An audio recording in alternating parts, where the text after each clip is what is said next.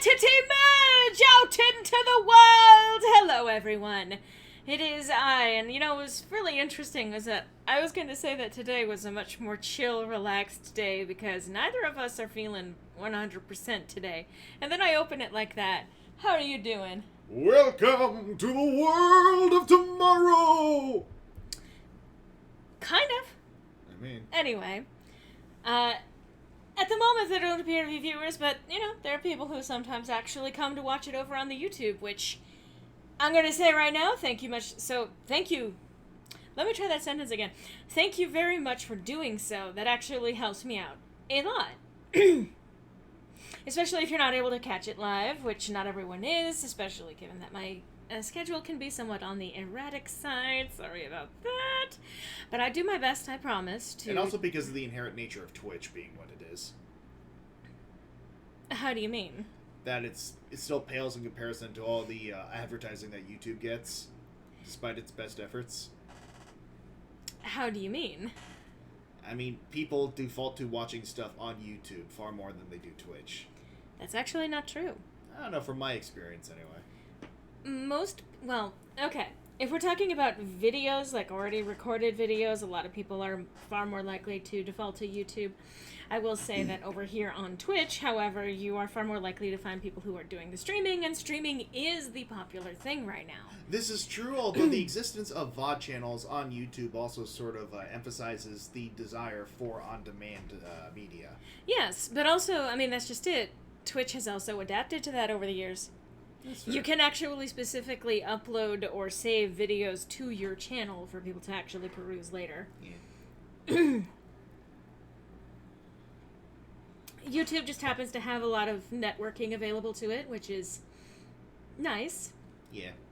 So, I mean, it's a mix of both, and I also happen to use YouTube as, like, the actual, I guess, technically the more monetizable. I mean, that's just it. Anything owned by Google is going to have the monopoly on advertising. Well, except for maybe Amazon, which is what's behind Twitch. You know what? Fair enough. I was going to say, if there's anyone who's going to compete with Google, it's going to be Amazon. Yes. I hesitate to say some of the other options out there. I love how we just boiled down the streaming wars to a dick-waving contest between rich people. That's what it is. It really is. That is inherently what it is. That's what capitalism is. And naturally, I immediately start things off with having some degree of phlegm in my throat. Spray yourself. Context. I have a throat spray. Specifically for shit like this. Yeah. What a great selling point. Like, let me apply this soothing spray.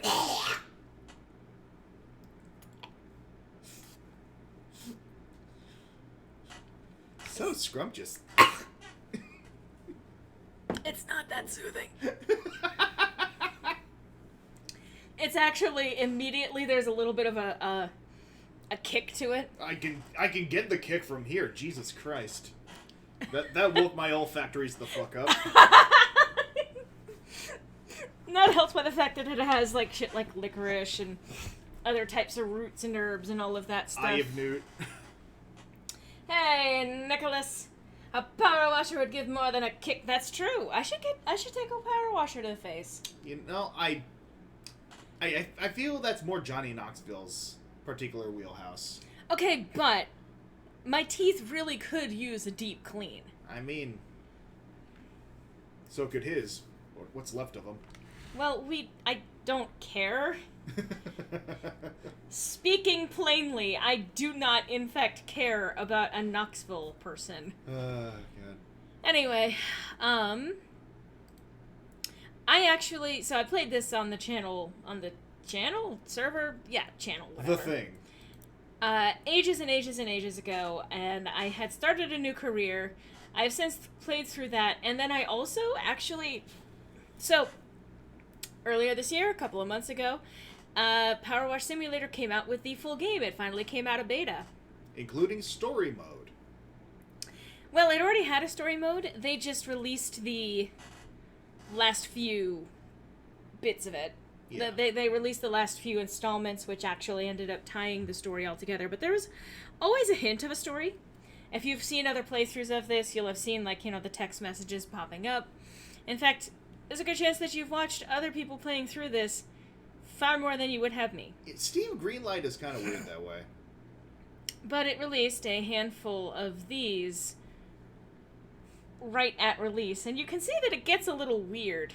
I like just the I love this. It says clean the washroom, clean the helter skelter, clean the Ferris wheel, clean the subway platform, clean the fortune teller's wagon, clean the ancient statue, clean the ancient monument. I was even about to point out the thumbnail for Ancient Monument. It says, my finger point. Objection! Clean the Lost City Palace. I have played this many times. I've got free play. I've been actually, knocking achievements out and having some fun with that. Yeah, clean the temple, because we can't say church for some reason. No, it is a temple. That's the point. It's actually a monk's temple. With a Catholic cross on top? I don't think it was Catholic. No, you'll see when we actually get in there. Yeah, fair enough. Those are figureheads. Okay. See, that just looks like a cross. I think I'm also not wearing my glasses, so... Yeah, I was gonna say... Yeah, from a distance, anyone, I think, would mistake that for a cross. This definitely looks like one of those, like, unkempt, non-denominational, churches that you find along the Pacific Northwest in various nooks and crannies in the woods. Actually.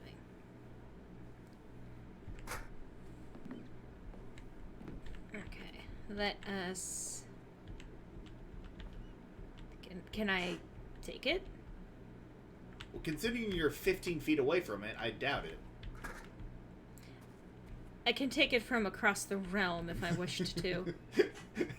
Welcome to the realm. I've been lately trying to do these things from top to bottom. As best I can. Because why make things easy for yourself?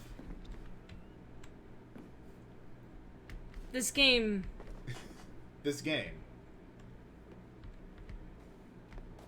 Are you sure this isn't Parkour Simulator?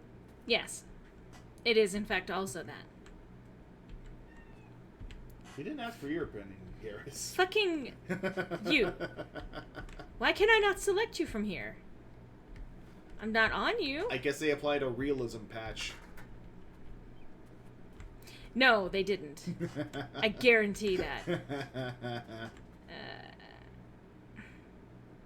See, the thing that confuses me about this, you're handling a power washer, right? Yeah. That's highly pressurized water that you're spraying in a steady stream, capable of, like, scraping off, like, generations of grime and gunk. There is a 0% possibility that does not break any window you aim that at. Especially for an old, like, decrepit temple. Sorry, Nicholas in the chat. No worries. At a distance, it would make anyone cross-eyed. You know what? Fair enough. Well, here's a window. See, again, this is where suspension of disbelief goes out the fucking window. Funnily enough. Yeah, this is where it goes out the window. Yeah, I mean, here's the thing. Ancient aliens and temples are one thing. It's another when we just throw physics out the window in a physics simulator.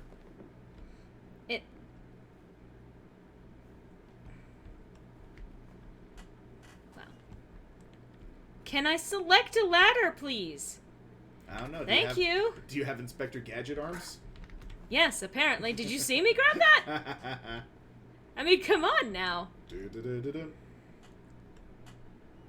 Why? Okay, but why though? Why not? Why not? Cheers to the mountains. Hello, me old chum.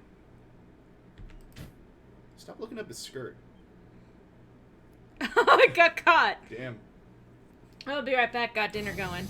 Absolutely valid. Enjoy dinner. Yeah. I didn't realize that, because I usually have this game, like, muted or really low. I didn't realize that this one, because this is a more advanced power washer, has a fucking motor attached with it. I don't normally hear the motor, but like this is like I think literally the most expensive of the power washes that you can actually purchase in the game. I mean, that's just it. I can see the motor running with the vibrations on this thing. Well, all of them have some degree of vibration. That's entirely fair. Insert your own joke here, chat. Gosh, but... And by chat, I mean Nick, who's currently preoccupied. Well, there's technically a second person lingering about. Hello, second person. Alias second person. Don't.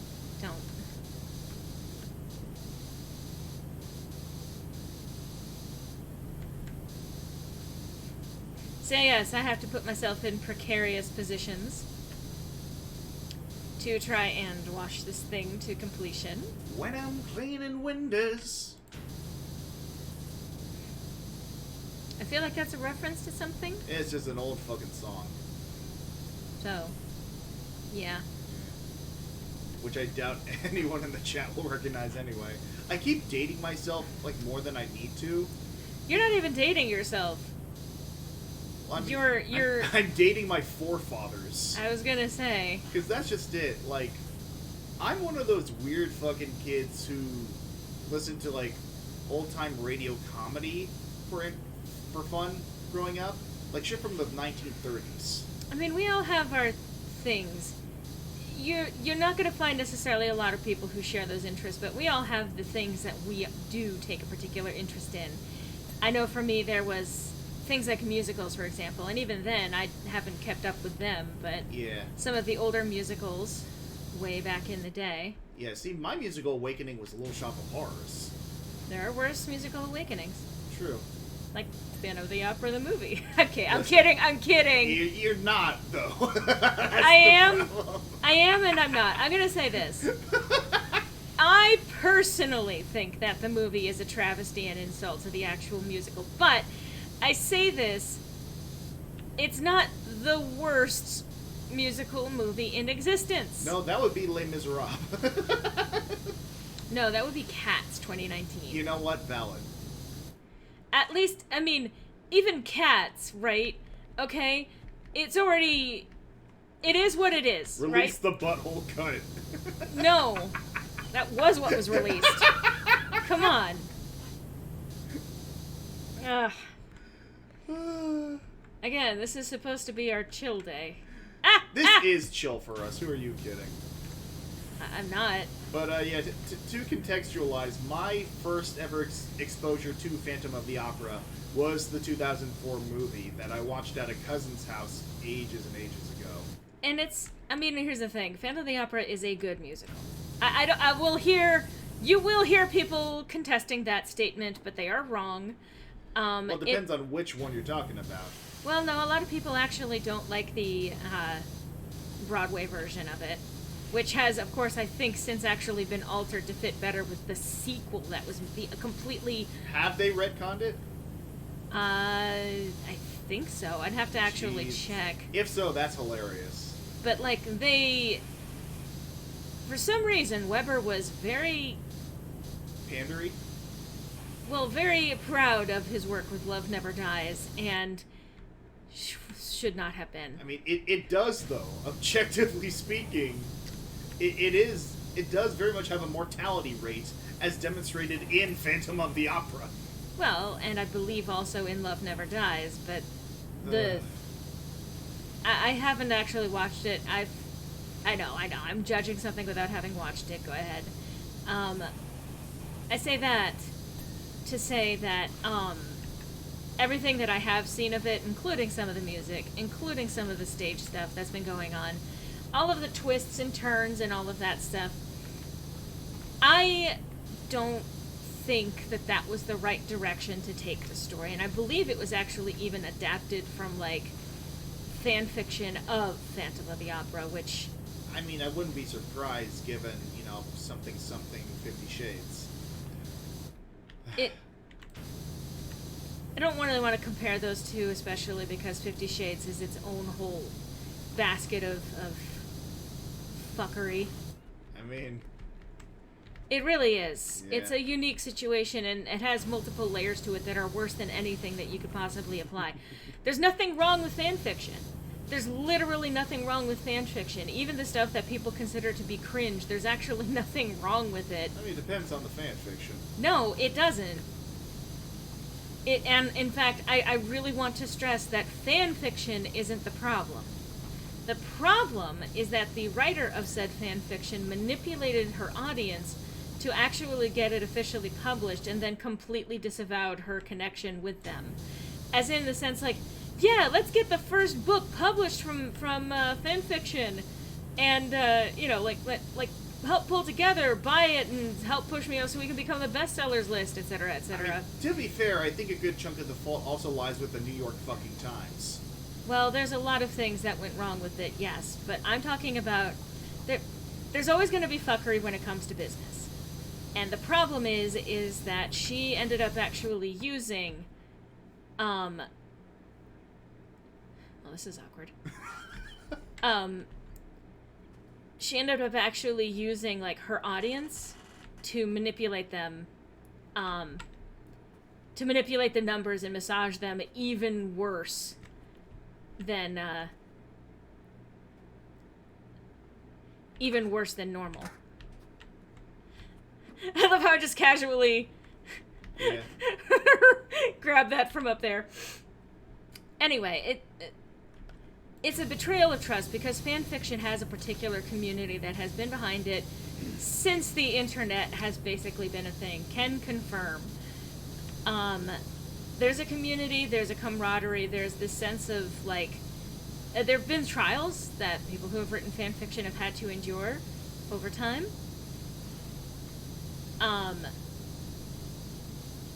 There have been, like, Anne Rice at one point actually tried to take down fanfiction.net, which was in the days before Archive of Our Own. Right. Because she felt that it somehow infringed on her copyright to have people doing fan fiction, and it's just like, bitch, you just secured that people aren't going to write fan fiction or care about your work anymore. What I find hilarious and to another extent somewhat disheartening is when fanficky, like, pairings, like romantic pairings, end up becoming canon. Case in points of Shomaru and Rin. See, that's grooming. It's literal grooming. I don't disagree.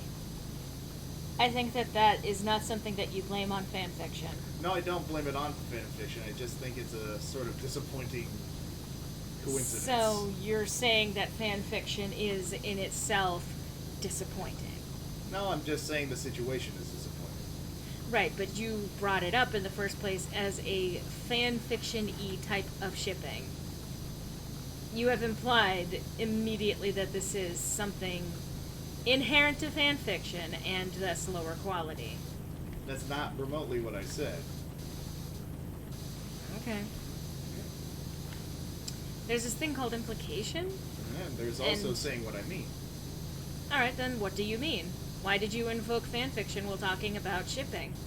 Basically that there are some fan fictions that go into interesting directions that you normally think, this series wouldn't really go there. But then it ends up doing it anyway. And it's just an interesting coincidence to that effect. Well, the same has been said about every series, especially in the modern era. It has very little to do... It comes down to also entitlement of the series. Oh, yeah. Entitlement to the series turning out exactly the way that you want it to. Yeah. Also, hello, Phoenix. Hello, Phoenix. Phoenix Wright taught Lore how to lie like a lawyer. Lying. I'm pretty sure she was able to, like, well, not lie, but, like, she's had the charisma of a lawyer for a long time. I was literally told as a child that I should consider getting into law as a career. Wouldn't recommend it. No, I didn't. I've never had much of an interest in it. I've just been very good at stating my case. Yeah. But to accuse me of lying, gonna draw the line there, buddy.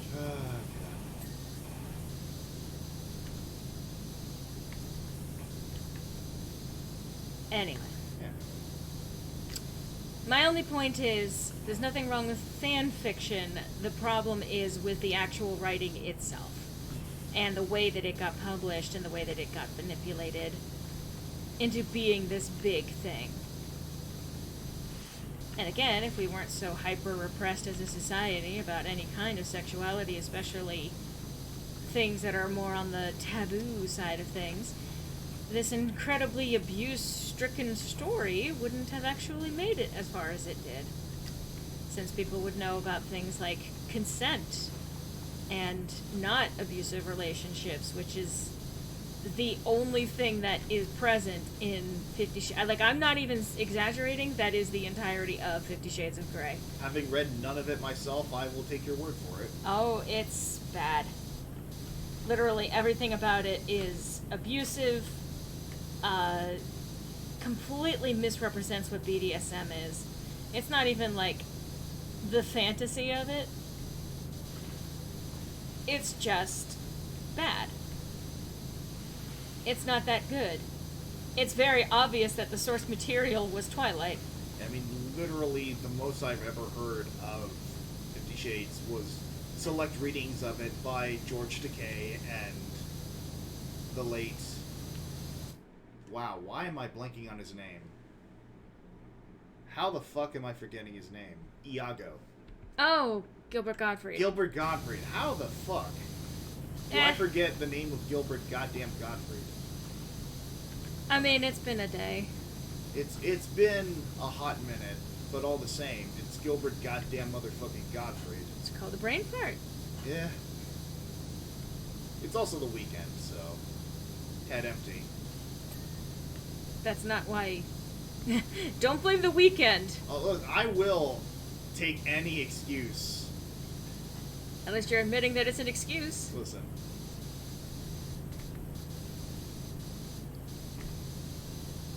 The weekend is explicitly for head empty hours, alright?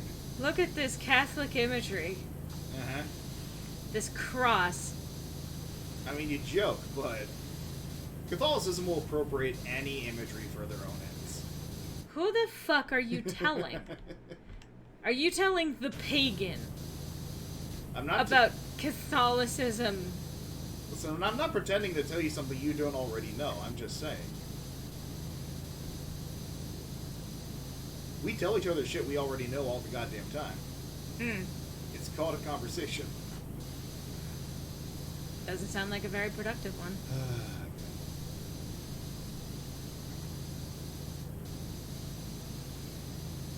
Today has been a day. This has been a week that it's had its up and downs. It's up and multiple downs. The singular up. For example, those of you who know, I have been dealing with a sprained shoulder. It has been very difficult to, everyday life. And I've also been in physical therapy for it. And the thing is that was working for some time. It did wonders for, relieving some of the pain. It did a lot to...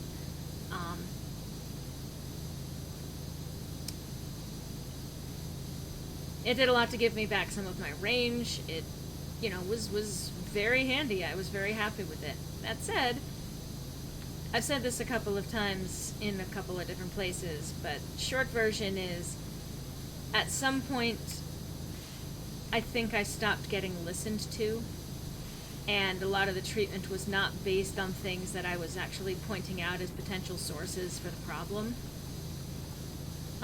Or why things got as bad as they did. And so I was paying money that I can't afford to get ignored. And, it might have just been something beyond them, or it might have just been a particular person between the ones who have been helping with the physical therapy. But either way, I'm not going to drop, $60 a session to not walk away still in pain and with no progress. Because at what point do I stop paying people, or what point am I paying people Either way, I was not satisfied with the treatment that I was getting, and so I ended up actually stopping that, but that was also very hard for me because this is one of the first times in a long while that I've actually ventured out to try and get something treated, mostly because I was afraid of this exact outcome, not being listened to or not getting the relief that I need. Regardless of why that's happening, it is still happening, and it's kind of confirming my fears on the situation. So that was not a fun aspect to this week.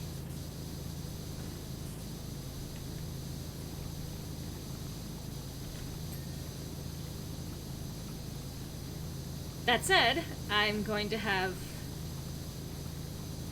less of an immediate urgent drain on my income for a while now, so at least I don't have to pump that much up anymore. Griffin, but fanfiction bad. Lore. Hold it! Dante's Inferno is fanfiction and smart people love it, that's true. And a good chunk of, Shakespeare's work is also fanfiction on its own. For example, A Midsummer Night's Dream is literally fanfiction based on a couple of different sources for it, including the stories of Titania and Oberon, the Fae stuff.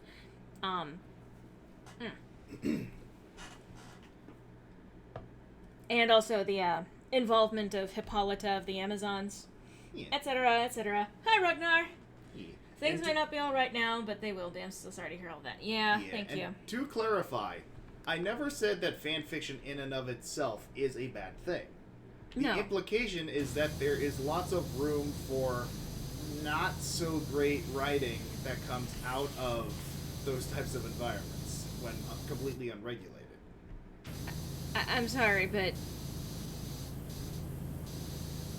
I don't want to necessarily spend a lot of time ragging on this particular series, but it's an example that a lot of people know of. So, Twilight got published. Yeah. And that's what I mean.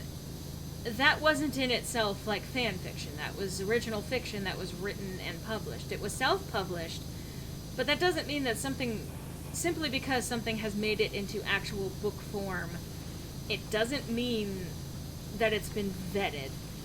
It just means that it's been made it into a physical form. There's a lot of writing out there. I definitely agree. That, regardless of the source, is bad. Fan fiction, however, was given the rap that it was because it very often focused on more than just what is classically considered good storytelling. Because I know that the stereotype is shipping, porn, etc., but a lot of the reasons why people look down on it is because it does things like coffee shop AU. Like, what point is there in that? And of course I'm immediately thinking of prom AU. That's not an AU! It's just you! Long story short on that one. Are we gonna put Jane on blast? I wasn't gonna mention her by name. Well, you practically did, for anyone who knows us well enough. I didn't, but okay. God. You're the one who outed it. Anyway, just to even say, someone that we know is very excited about alternate universes, AUs, and all of that stuff. And at one point there was floating talk around our high school characters in a D&D campaign, a homebrew, going to prom. And because everything is in AU, she made prom AU. And it's like, it doesn't need to be an alternate universe. We tease her, but honestly, here's the thing. It's just, it's not really any different. I think than getting excited. Yeah, I thought it was, I may chuckle at it, but like, it also meant that she got excited for the idea. And of course, when you plan for an AU, anyway, I got a little sidetracked there, but yes, coffee shop AU, the idea of something being a lot more mundane than the story that they come from, you know? That's kind of the point. To answer that, you're telling me that Amity and Luz from Owl House went to a coffee shop together? To answer that, we need to talk about parallel universes. Dr. Strange really needs to calm down on the AUs. Look. Sir, we sell paninis and breakfast sandwiches. Okay, I know the paninis. Jesus. See, what I like about the concept behind the prom AU is the implication that our kids are not going to survive to go to prom. They won't. Not after your character certainly won't. First of all, he's already dead. Yes, exactly. That's what I love about it. He is in fact already dead before going to going to prom. Lord. But I mean, okay, so fan fiction, the point that I'm trying to make. Fan fiction got the bad rap of not being serious writing because it would focus on the moments. It would focus on the interpersonal. It would focus on the small moments, the in-betweens that are not considered necessary, like in traditional writing, what they tell you in writing class anyway. But the thing is that if there was no market for it whatsoever, fan fiction sites would not exist. Oh, I know. I'm explaining just in general. I'm talking. Shut up now. Fan fiction exists for a reason. It just has been slandered as being not good. And I'll even say this. Context-wise, another reason why people mock it and knock it for being not as good is because the primary people involved in fan fiction historically have been women. Like, literally the earliest fan fiction has been pretty much always women. With not necessarily exclusively, but that's where a lot of the condescension comes from. Especially because they focus on the things that they want to see more of in their fiction, which are not considered good writing by a patriarchal system that dictates to us what is good writing is only what appeals to a certain particular demographic. See, I always felt more the pessimism came from the fact that it was written primarily by 14-year-olds. See, that's exactly the thing, though. That's the stereotype that it was given. It's like, for example, knocking on people who love pumpkin spice. You know, it's like it's a white girl thing, lol, Uggs and pumpkin spice, and it's just like, why are we making fun of women again? Why is this our demographic? Because they usually aren't making fun of it for being a masculine thing. They're making fun of it for being associated with women, in particular. Sorry. Japanese anime does slice of life stuff all the time. Gen 4 of MLP made themselves famous for being surprisingly good thanks to slice of life stuff. There's so much to talk about multiverse in fiction that I don't even know where to start. Sometimes it's just fan fiction, others it's part of the setting, others it's a crucial part of the story, but one thing I think we can all agree on about is that the concept of multiverse and parallel dimension is used as a narrative artifice when it comes to the evergreen question, what if? Yeah, absolutely. So because I identify as a cis male, I can't write a Frankenstein song fic with the song Brother, My Brother from the first Pokemon movie. No. Hi, Shakarian. To be frank, can we all agree that women can write good stuff? Yeah, I mean, it's funny that you invoke Frankenstein. Again, Mary Shelley knew what the fuck she was doing. A woman wrote that. Yeah. I believe that was literally... I believe she was literally the forefront of sci-fi. Oh, yeah. A lot of people love to credit, like, Asimov, but no. Like, Frankenstein was written by Mary Shelley, and it has literally withstood the test of time. And Wuthering Heights was also written by a woman. I mean, she had to use a pen name to get it published, but all the same. A lot of books, a lot of the early fiction was written by women that they don't get enough credit for. Yeah. But a lot of... Anyone can write, anyone can cook, anyone can roll the dice, yes.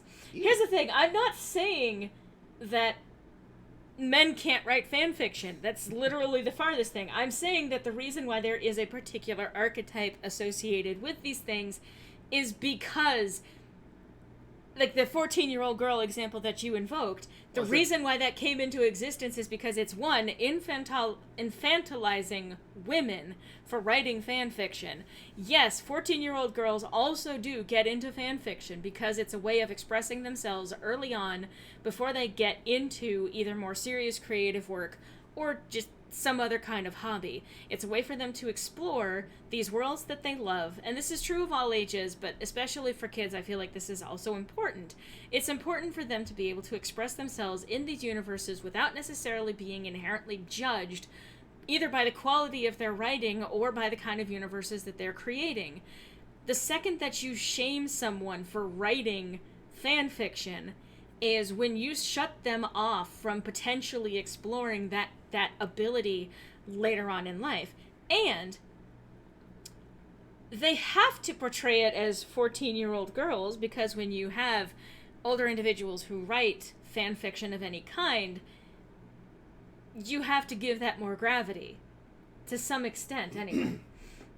Then there's me, who actually had a multiverse encounter during a Fate Core campaign, which we encountered the freaking Plague Doctor from the Gangster Paradises video, who became the main antagonist.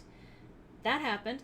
Oh no, it's only a joke. I wrote fanfiction, and a male writing any decent fanfiction is another matter entirely. Some nerd on the internet discussing inhale. You like things? Ew. Fanfiction is also very good from a creative outlet to help future writers improve on their content and eventually start moving on to more original things while still being inspired by it. Yeah, because here's the thing. One of the handy things about writing fanfiction is that there's a universe that is already created for you.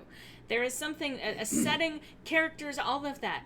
All you have to do to interact with that world when it comes to fanfiction is create an idea that you want to work out. Something that you didn't see in the original canon that you personally want to see or you want to explore.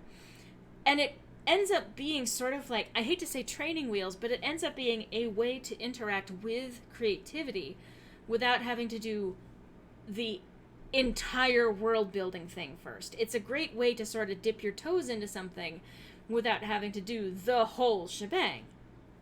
I mean, that's just it. Like, the only reason I have any sort of name for myself in the Undertale fandom is because I wrote Undertale fanfiction, got it voiced, and then it went on to become an animatic. And we know where my bit in the Undertale fandom is. It was a fan work. Oh, yeah. And it was actually somewhat fanfiction-y, because there were some elements that were introduced that are exclusive to the musical. But, anyway. I once wrote a fanfic with BoJack Horseman being pulled over by Judy and Nick from Zootopia, because they're probably in the same universe. That's possible.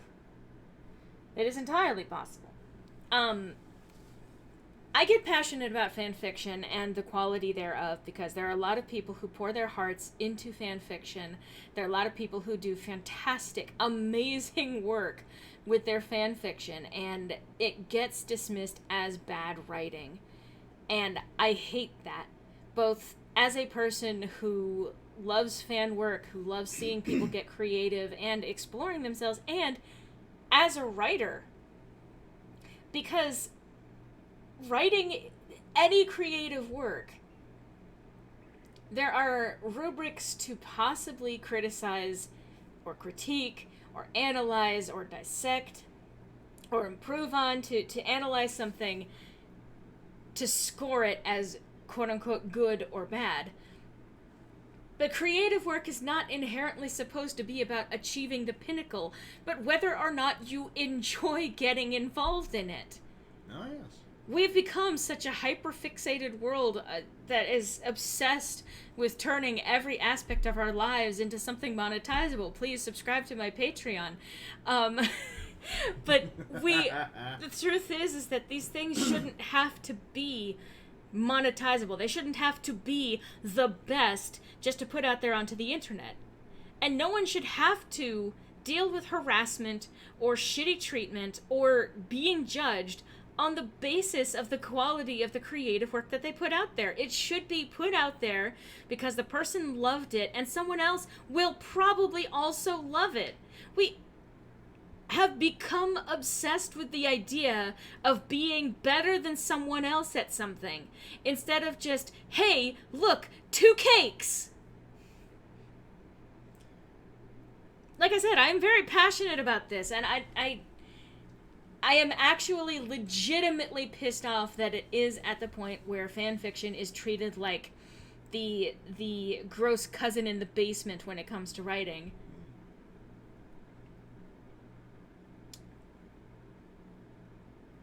There's a lot that goes into writing. As someone whose entire life has been defined more or less by my passion for writing and wanting to do more with that, regardless of whether or not I'm actually following through on that, which I have been more recently, especially if you've been following my tweets.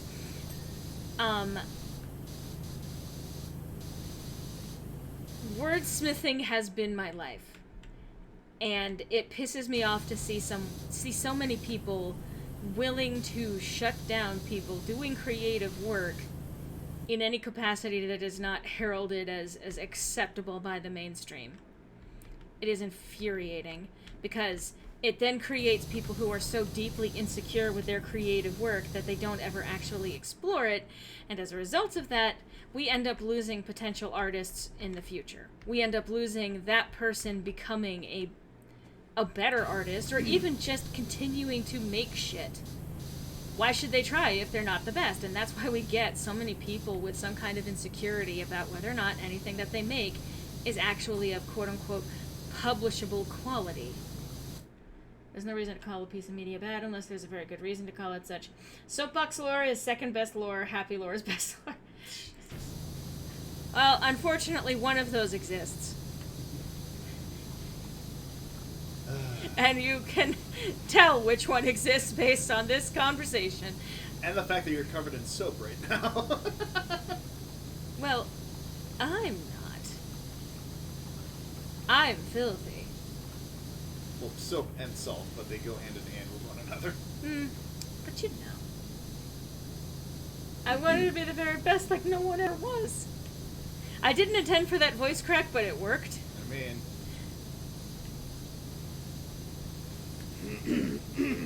Take a bath, you flea bag. Nicholas, go to your room. Nick really just said touch grass. I'm pretty sure that's a reference to something, but...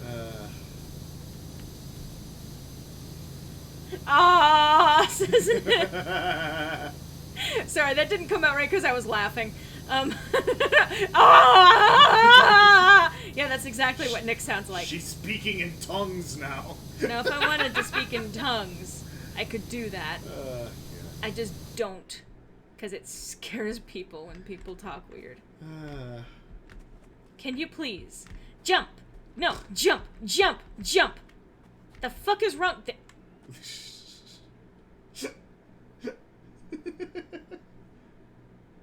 Well, we know who to blame now.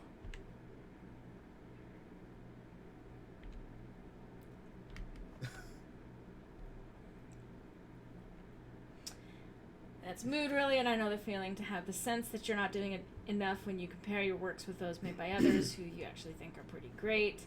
Noam Chomsky is to blame for this. Yes. Comparing your worth to others is the first worst mistake to make when you try to go forward with what you love. Yes. I can't believe Gimli is gucking dead. Well, I can. Well, I'm not sure if he's dead. I know he's not a Gnelf, and he's not a Gnoblin. Griffin, go to your room. You invited me. I did, and now I'm uninviting you.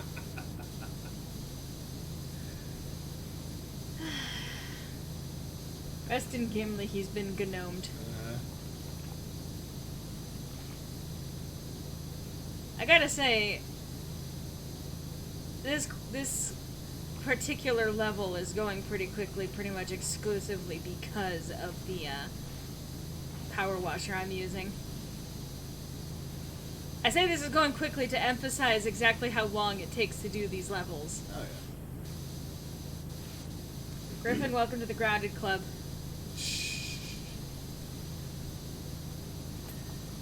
Welcome to the Gravity Club. You've reached our initial level in the club, street pizza. What the fuck?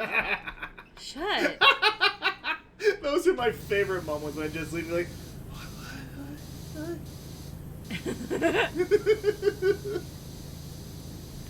Welcome to our club. Welcome to our club.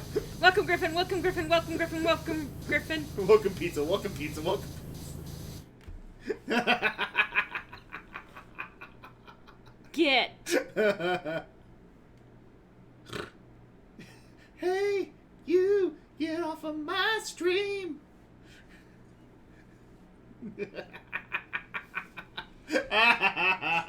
Is this a custom level or an official level made of... Yeah. Yeah, no, this is an official level. Yeah, it's dead ass the official, like, full release of the game. Yeah.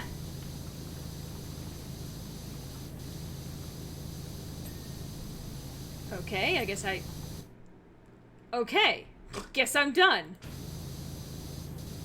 On that front, anyway. Yeah.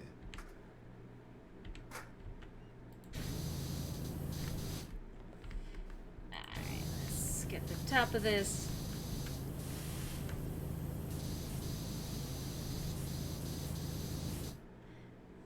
But yeah, no, this is part of the full release, especially now that it's all out of beta and everything.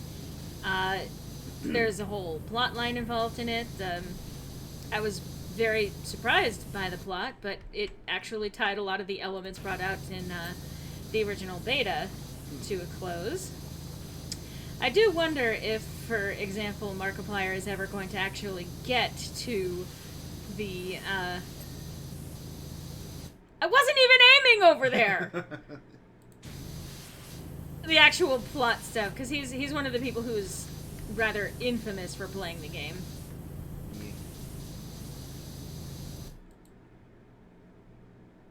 Power Simulator has a plot. Yes, it does! Yeah. It has, in fact, a plot. First of all, there's the immediate level of you buy a power washer and you start a business with it. I mean, I'm sure someone will think of an excuse if they apply something like Tiny Box Tim or whatever to motivate them.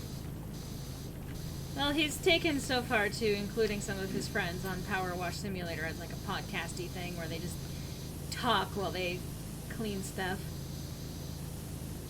But yeah, there's a couple of plot lines actually that they pursue. Including time travelers, the fallen temple of Atlantis, a volcano that's about to explode all over the town. Yes, I'm actually telling the truth. I have no reason to make shit up about this. Unless there's some sort of secret sponsorship at play here. Hey, developers of Powerwash Simulator, give me money. Not to sponsor me, just give me money. I mean... I suppose technically that is a sponsorship, but just don't expect me to, you know, proselytize your work. I would. I enjoy this game. But I don't want to read a 2-minute ad that people just end up skipping over anyway. Let me tell you about Raid Shadow Legends. Go ahead and, in fact, shut up. I mean, here's the thing. I would much rather people take more sponsorships from shit like Powerwash Simulator than continue to support the intellectual property of an alt-right idiot who has some sort of fetish for Chuck E. Cheese. Give her your money, all that you got. Just fork it on over, or your pockets will get shot. Griffin talks about sponsorship. Audible ad shows up with perfect timing. God. Yeah, after all the buildings you've been cleaning, they should also give you a raise. You'd think. I deserve a raise. I don't. I haven't done anything to deserve a raise. But I would like a raise. I mean, I joke about this. It's not actually joking, but I suppose by applying for disability, that's what I'm doing. I mean... It'll be a raise. I would like a raise at life.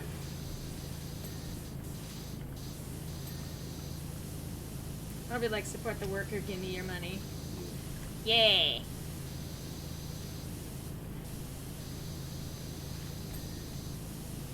I've actually been very blessed, and I'm even going to take a second to specifically, straight up, give a huge shout out to Shikarian, who has been very consistently very supportive just overall. Oh, yes. Across many platforms, but whether it's doing the Ko-Fi or being at streams or, you know, interacting on Twitter, I see you there, and I appreciate it a lot. You can't hide. Why did you have to make it a threat? Because it's what I do. It's not, though. You're not in the habit of threatening people. Forgive all the student debt, give me your cash. Look. I don't want to equate canceling student debt with some kind of violence. The power of the people, right? People deserve to not have to live the rest of their lives in burdensome debt. Yeah. See, that gun emote outside was outside the joke indicator.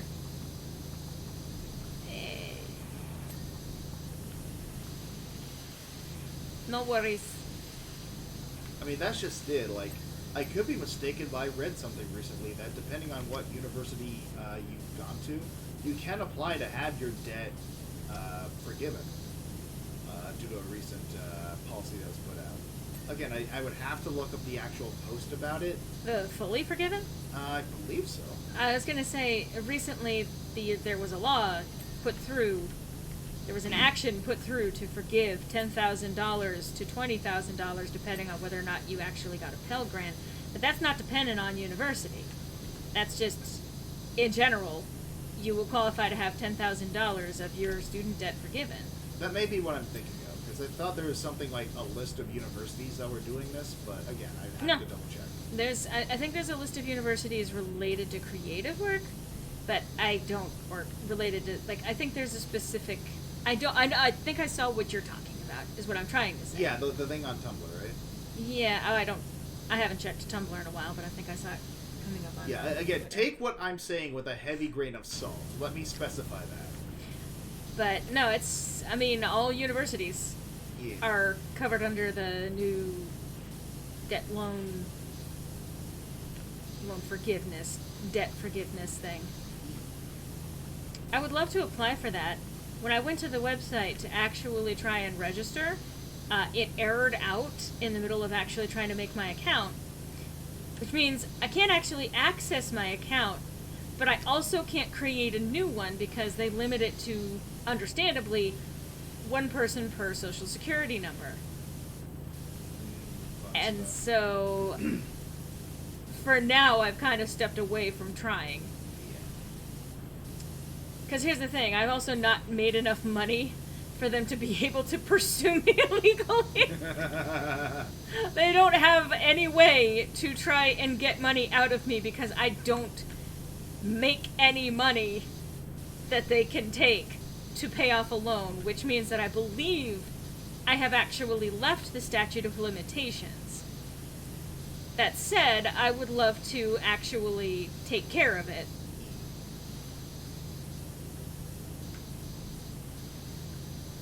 Life is complicated. Capitalism is overrated. Thanks, Reagan. Fuck that guy. Yeah. I wish he would die. Yeah, funny that. I know he's already dead, but my point being, I wish his, more than unalivened, I wish his policies would die. Oh, yes. I should be careful about what I say over on the Twitches. I don't think you're gonna get much, harassment for wishing death on a dead man. No, but Twitch will actually monitor the shit you're saying when you're streaming. And if they pick up on certain words, they might be like, you shouldn't be saying that. Yeah, let us specify then. Ronald Reagan, the man who is no longer with us, we wish to be no longer with us. Just everything else about Ronald Reagan. Yes. If you went to DeVry, ITT Tech, or one of the artists, your debt is forgiven. I think that might be on Iron Spike's timeline. Okay. That might be what I'm thinking of. It's probably what you're thinking of.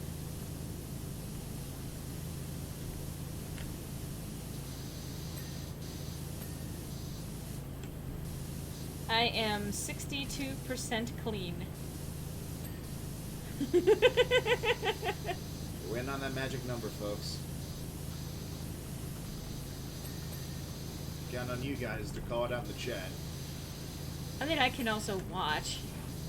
I am perfectly capable of counting the numbers. 12! Still never gonna be over that story that Dan told on Game Grumps. Just being, like, in line at the grocery and having that tune stuck in your head but saying the rest of it inside, but getting to 12 and saying out loud, 12! And again, those moments where you step outside of yourself and you see what just happened. And you realize that you are a grown man standing in a grocery store, standing in line, and out of nowhere just said, 12! That Rachel Bloom moment. Rachel Bloom moment? Yeah, just realizing you're singing to yourself, but it's like not actually what's happening. Trapped in a car, someone you wanna be trapped in a car with. 12! Thank you. Yes.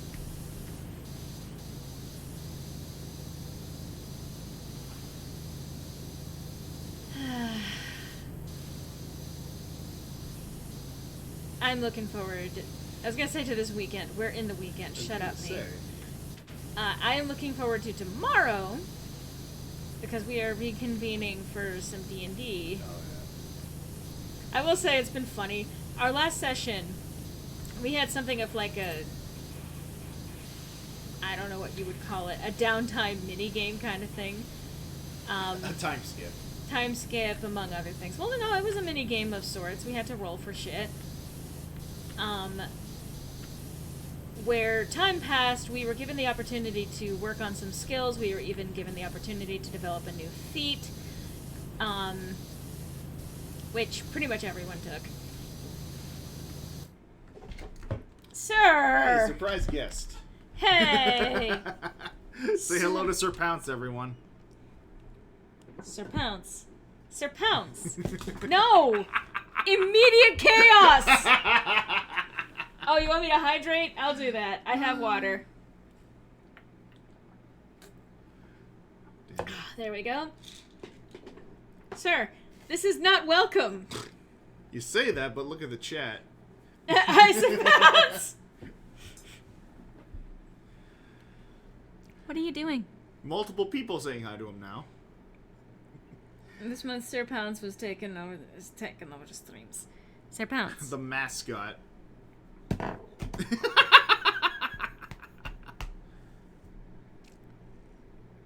Have you choice words for us, Pounce? He looks like he wants to say something. Hey. Hey. Stinky boy. Alright. You are in fact stinky. Can you... That's the question, can I? I will, but can I? Ugh. Alright, big old football fluff. Among other things. For a second I thought you were going to call him Fart Ball. Well, that too. I mean, look at him deflate over there. He's so sulky.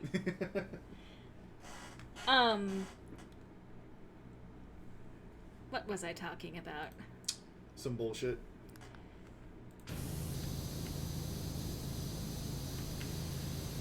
Chat, remind me, what was I talking about? Stenographer, read the hours back. Oh yeah, D&D. 69. Oh, nice. Yeah. We got it. Nice. Nice.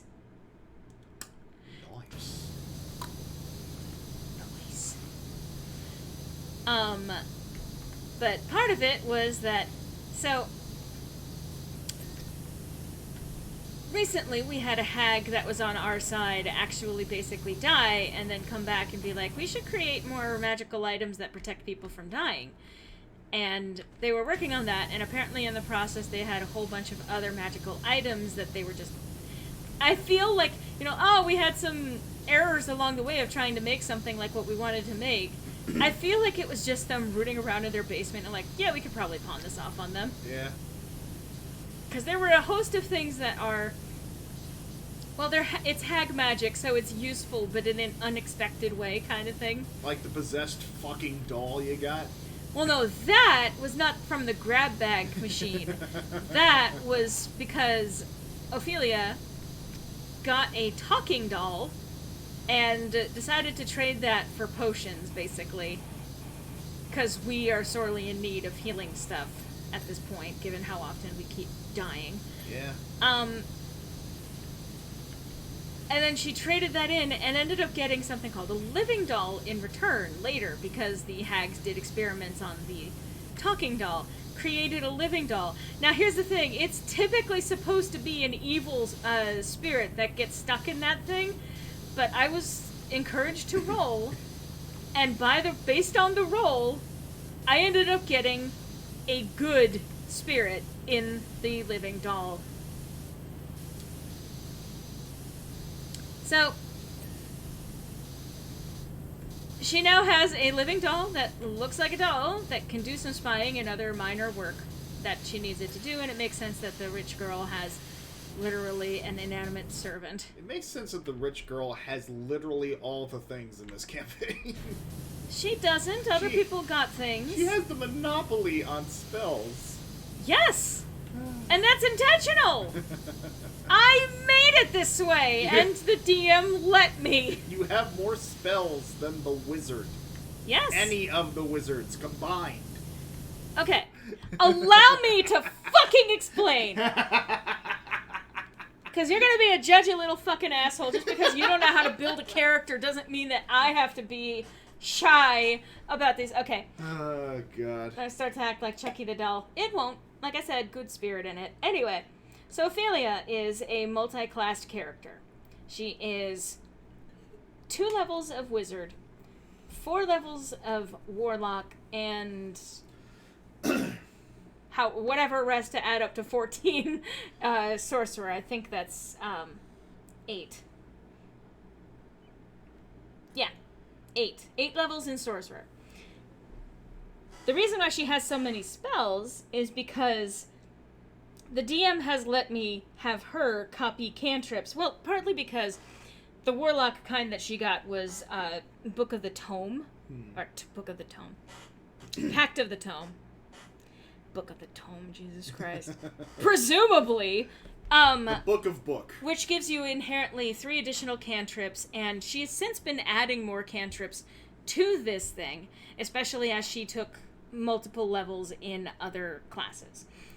And then she was allowed to just write down cantrips into her spellbook that came from her warlock thing, but she later took some levels in wizard, so her warlock spellbook just became her warlock wizard spellbook, and has since been copying like mad from other people. Now, on top of that, because she is a sorcerer and a warlock, there's something out there called a coffee lock. Not every DM is going to allow you to do this, but my DM did. So presently, she sits at a huge number of spell slots for especially 2nd and 3rd level spells. Actually, yeah. Primarily 2nd and 3rd level spells with some 4th level spells that are higher than normal. Because she has the aspect of the moon trait. The way that this works is warlocks, they only have like a handful of spell slots, but they can regain those after a short rest versus a long rest, which pretty much every other spellcaster has to go through in order to regain spell slots. Sorcerers, they have things called sorcery points, which it's called flexible casting. And they can take sorcery points and turn them into spell slots, and they can take spell slots and turn them into sorcery points. So, you do a short rest. Or, yeah, you take your warlock spell slots, in which case she has 2 of them, and you turn those into sorcery points. And then, you turn those sorcery points back into sorcerer spell slots. Then you take another short rest. These are 1 hour apiece. Rinse, repeat, ad nauseum for however long you actually have to sit there storing spell slots. So, I would have to actually... You know what? I'm going to fucking do it. I'm going to check live on stream! We're pulling up Roll20, ladies and gents. Which probably means that everything is going to go to hell. I mean, hasn't it already? No, I mean, like, the lag will be excessive. Oh, yes. But I'm going to do it because you guys deserve to know the truth.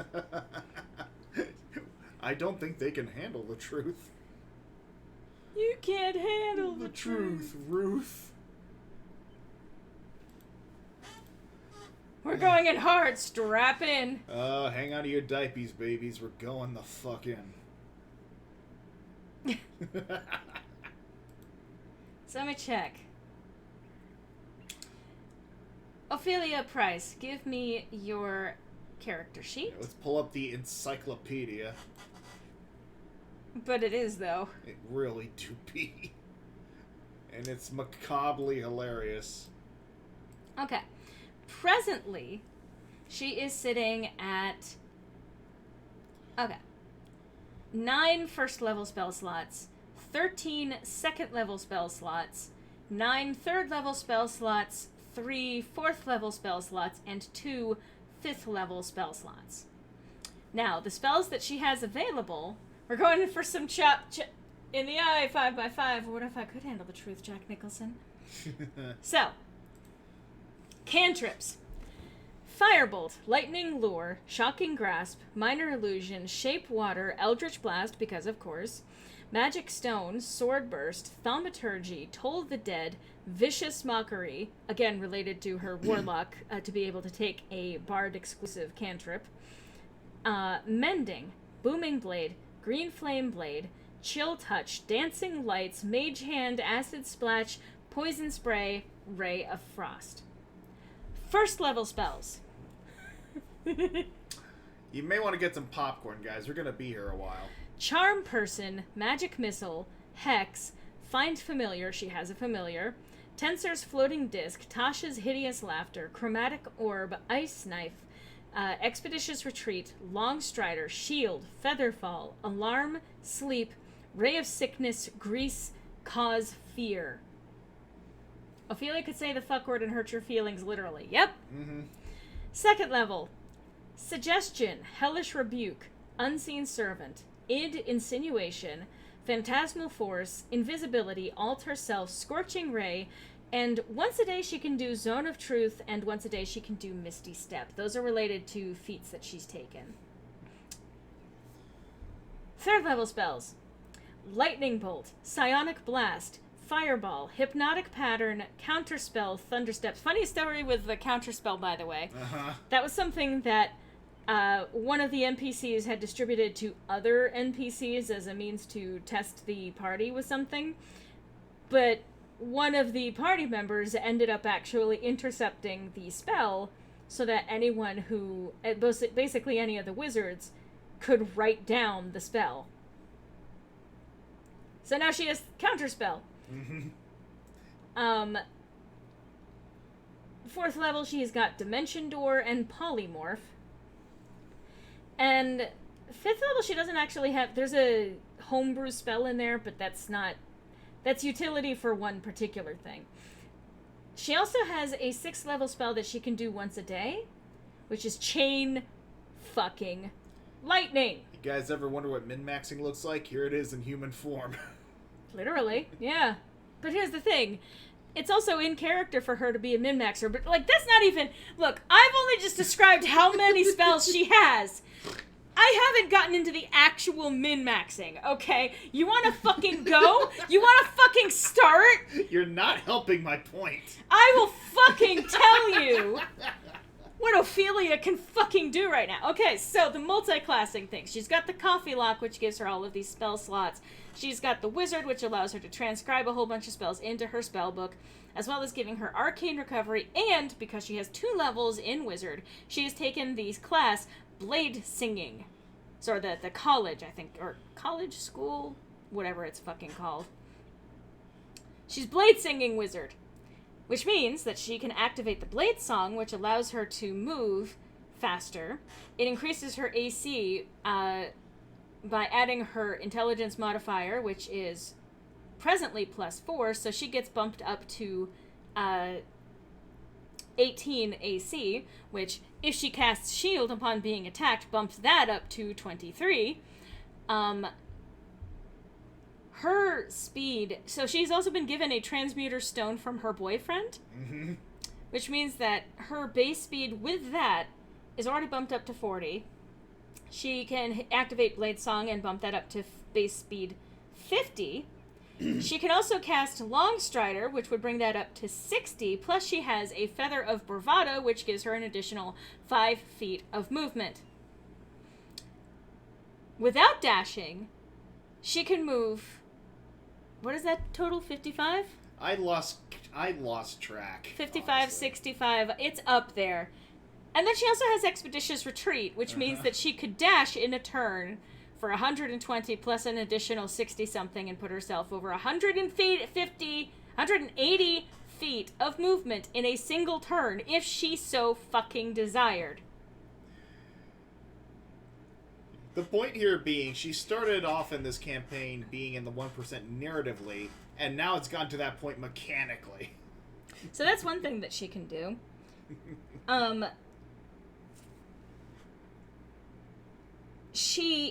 Because she has a high AC and moves as fast as she does, I also recently took the Sentinel feat, which gave her the ability to use Attack of Opportunity to control the field even further.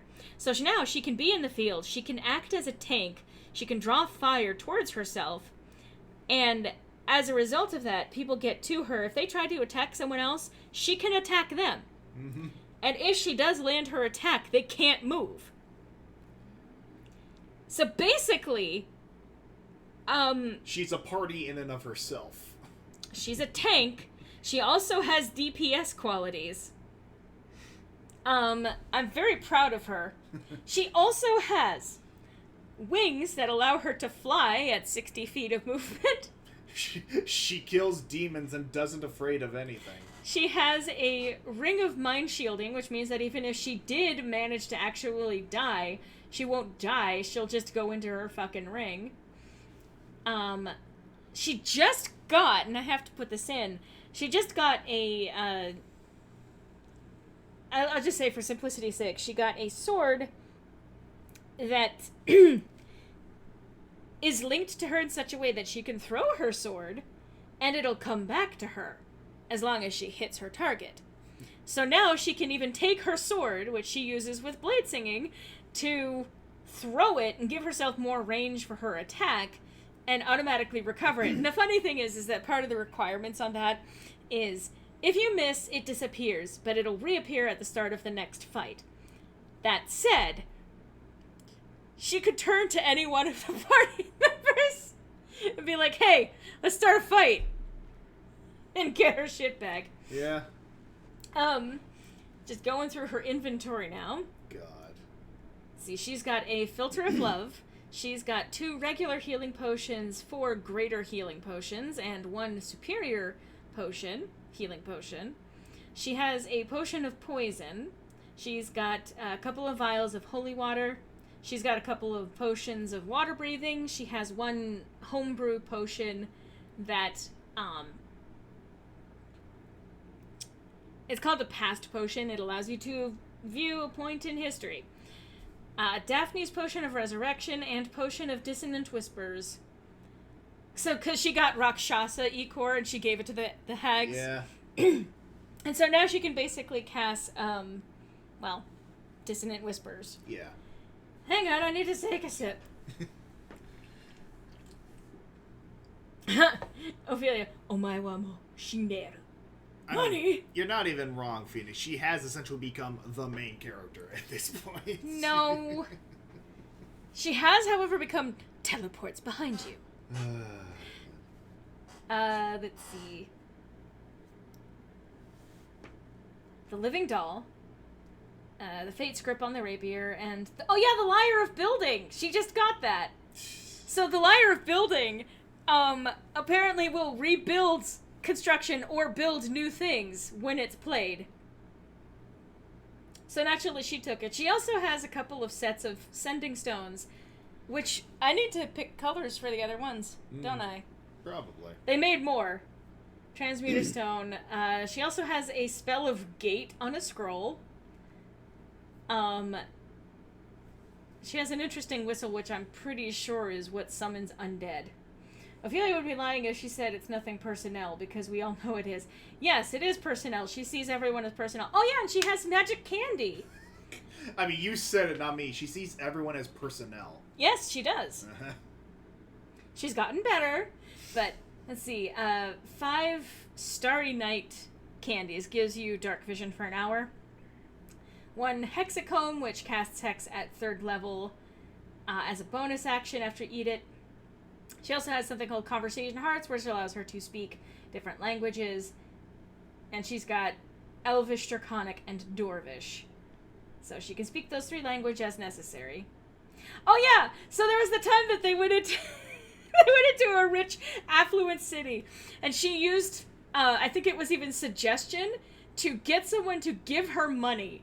And they gave her, I forget the exact amount. I think it was like 600 in gold. Mm-hmm. And then a fancy dagger worth 110 gold. And then also a bag of blue quartz worth 600 gold. She's also got multiple diamonds, but that's plot-related stuff. She also has a circlet of blasting, a ring of brightness, a medallion of thoughts. Yeah. She's got a handful of things. So those are just things that she has on her person that she can use. She also has maxed out charisma, by the way. I mean, warlock and sorcerer and everything. And she's pretty close to maxing out intelligence.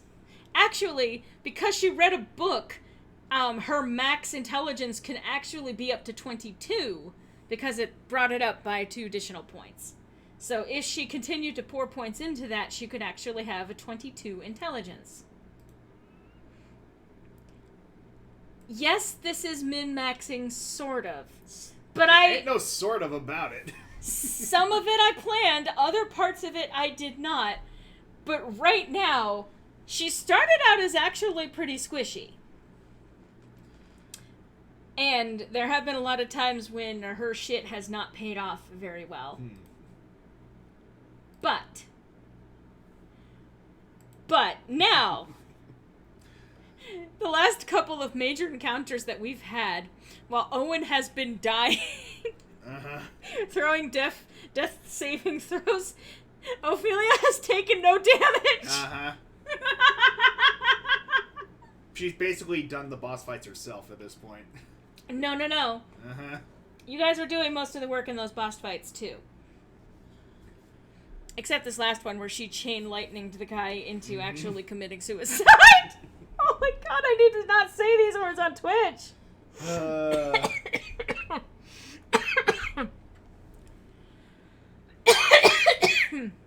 I'm okay.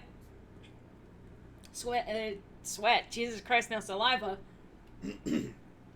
If I was sweating in my throat... You realize you're the reason Gab keeps upping the ante with the difficulty, right? Bitches need to get on my level. Anyway. But yeah, no, I'm actually not joking, by the way. She did, in fact, chain lightning a guy into the enemy of the boss of that fight into... You didn't win! Yeah, exactly.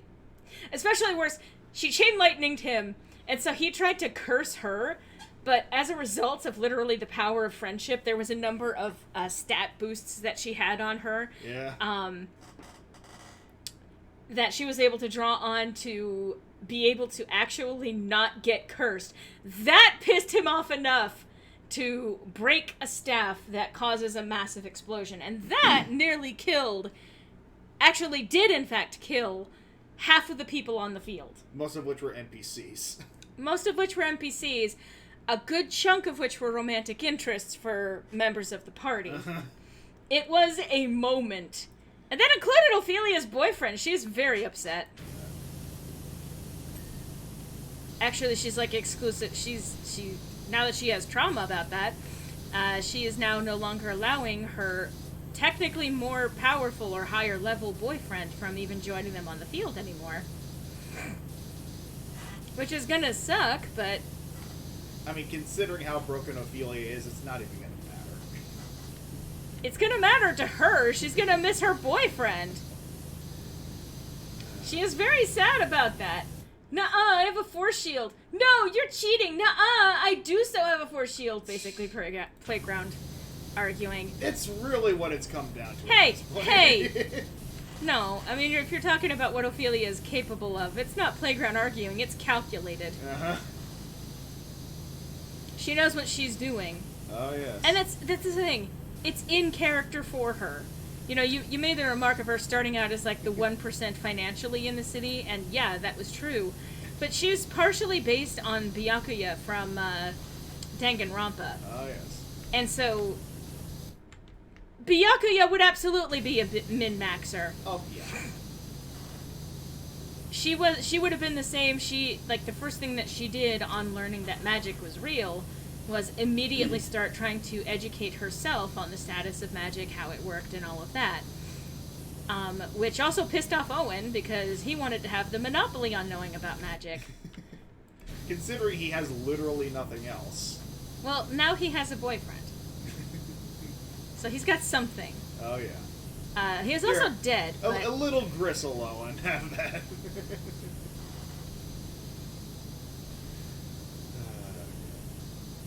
I'm gonna hit the hay. Alright, have a good night, Ragnar. Take care, my dude. Thank you for dropping by, and thank you for hydrating me. Yes.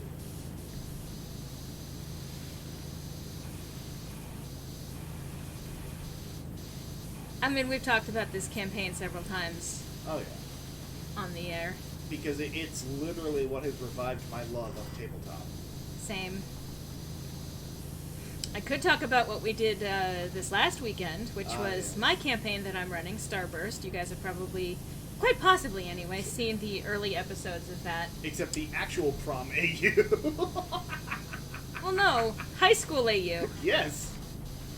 They're different. I don't think they're going to be having prom in the other Starburst. No. But that doesn't mean... Never mind. Anyway. So I created a one-shot AU because there were a couple of players who were not going to be able to join us this last weekend. And in this AU, like, I was trying to think of a one-shot that I could run that wouldn't require a lot of prep or anything like that. And then I ended up creating a one-shot that actually required quite a bit of prep. But I created a high school AU variation on the plot for the characters. I will say the plot is not actually all that close to... Well, it's got elements in common with it, but it's not quite... I keep going back and forth on this. Anyway. I mean, you made things... Either way, you made things much more difficult for yourself than you needed to.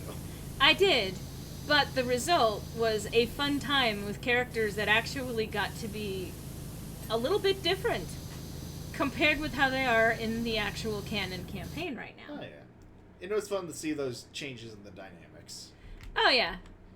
Including Koshi not exactly hating Lyranus yet. I'm not saying that they won't. I'm not even going to say, given their reaction to finding out, oh, yeah, no, I'm actually the star. But, that all said, Lyranus hates... No, sorry. Koshi hates Lyranus. That's what I meant to say. With a bloody passion. And part of that is fueled by jealousy that all came out in this glorious moment of so drama. Fucking good. Where one of the characters, Ariadne, has continued to downplay her importance in the team or her relevance in the story. And so Lyranus was like, don't you understand how important you are to me? Which caused her to short circuit and realize, oh shit, I have caught feelings. Which in turn caused Halem to get jealous. And realize, oh shit, I have caught feelings for the same boy. Oh, yeah. Which, I'm sorry, funniest fucking way to resolve that, by the way. Lyranus I was doing the rolls for this. I know where this is going. He had the insight to realize that she was feeling jealous. However, when it came to rolling for figuring out why she was jealous, he rolled a nat 1. His and dumbass. So, after having, had a moment with Ariadne where he still doesn't actually understand how she feels, he's still clueless to both of them. he recognized that Halem was jealous, and so, not knowing why she was jealous, said, "Oh, please, don't worry. I'm not going to take Ariadne away from you." And it was the perfect himbo moment. You dumb fuck. You dumb bitch. He did not understand, and understood it so poorly that he actually looped back around to being able to save the situation. Just by, I'm not going to take Ariadne away from you. Meanwhile, Koshi, who feels threatened by Lyranus taking the only friends they've ever actually really had. Because to contextualize, Koshi blames Lyranus for a pivotal role in their life where they pretty much were disowned by any, family they may have once had, which sent them down a path of fucking misery. And now seeing that, they've met the person responsible, and that in their eyes, Lyranus is taking away, the few friends they actually have, their found family now, all over again. Koshi now has legitimate murderous intent. And has made that clear to Lyranus. Oh, yes. Lyranus loves Koshi. Absolutely, unconditionally. Although he's starting to have unconditional. He's starting to have some conditions. Yeah, yes. He's starting to catch on. He has realized that Koshi kind of hates him. Well, especially after Koshi said he should go find a hole to wither away in. Yeah, that kind of did it. Kind of clued him in a little bit. But anyway. But yeah, no, it was Koshi getting jealous and straight up just taking that out on Lyranus, who you and I both know Lyranus doesn't deserve it. Oh no, I know that. Koshi, on the other hand, could give two shits. But the best part about this whole thing, with all this fucking K-drama-esque, all these shenanigans happening, we had just recruited our newest party member, Rainbell. And after all this happened and all these participants in this drama went their separate ways, Tarb, one of the other party members, turns to Rain and says, "So this is our team." That was such good comedic timing. Props to Sean. That was the funniest fucking part of that whole goddamn exchange. I will say, though, I love that Tarb and Lyranus together have himbo energy. Oh, God, because here's the thing. You said before that it was the perfect himbo moment. I would argue that a contender for that would be the moment when Tarb was getting his javelin ready to launch it at an enemy in a cave, and I think Lyranus at the time had fallen down, and Tarb says, "Everybody look out!" So rolls what had a nat 1 and launches it straight into his ass. So what actually happened was, Sean wanted to have Tarb actually throw his javelin. And so I was like, alright, well, it's in a cave and it's tight quarters, so you're going to have to roll for this, and also, I mean, Lyranus can duck. Lyranus is in the way, but Lyranus can duck. As long as you tell him to, he will. And so Lyranus, Tarb does in fact tell Lyranus to duck. Lyranus flattens himself on the ground. And then Tarb rolled a nat 1 on the javelin throw. So the mental image for that is, in trying to throw the javelin, it ended up catching on the roof of the cave, and ended up getting knocked downward into Lyranus's back. So he's lying there trying to get out of the way for Tarb to be able to throw his javelin, only to get stabbed in the back and cry out, "Why?" It was the funniest fucking shit. That, I would argue, was the peak of himbo in the campaign. That wasn't himbo. That was just dual himbo. No. The dual himbo was when they were in the cave trying to decide whether or not something further down the cave might be useful to investigate. They both decided, yep, there's a rock over there. Okay, fair enough. But I think I like the javelin better. It's not a himbo moment. I would argue that, It's not! It was an instance of dual dumb fuckery. Yes, dumb fuckery, yes. Himbo, no. Himbo is a very specific thing. Himbo doesn't just mean stupid. I mean, it's part of the qualifications. Part of it, yes, but it's not all of it. Himbo needs to be a guy who drinks respect women juice, which they both do. But it had to be, there are specific conditions. That was not a himbo moment. That was just a comedy of errors. Fair enough. It was still fucking hilarious. Oh, absolutely. Oh my god. Shikarian with a rolling. Yes. Oh god. But there have been some beautiful moments. And it's shit like that makes me fucking adore D&D. Yeah. You know, Same. just like the stupidest shit like that you could possibly conceive, like, and to like contextualize. Whenever people are curious about D&D and what it's all about, they often will turn to like the popular mass media depictions of it, where it's like it's a bunch of nerds like dressing up at around a table, trying to be, you know, epic slols. You're about to plug Vox Machina? Well, you know fucking goddamn well I am. But, like, I feel like outside of, like, actually watching people play D&D, which, head over to the Serenia Studios, maybe check out some of the D&D VODs over there. I would argue the best way to get an actual feeling of what playing D&D is actually like is to watch The Legend of Vox Machina, because it has fucking dumbass fucking moments of, like, the party members taking like 20 goddamn minutes to try and open a door, or another part where a halfling uses Bigby's hand to fight a half giant, challenge him to a sword fight with the middle finger of this giant magic hand.